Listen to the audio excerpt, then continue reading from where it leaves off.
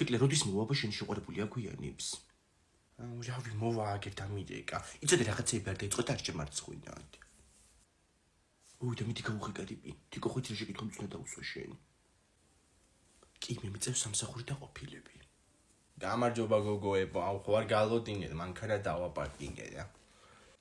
არა უშავს. თიკო მეოთხე კითხვაზე პასუხი მოინიშნე, მანქანა ყავს. ლუკა სად გაიცანი თეკლა? ბანკში ვიდექით რიგში ერთად ბანკომატთან და რიგი დამით.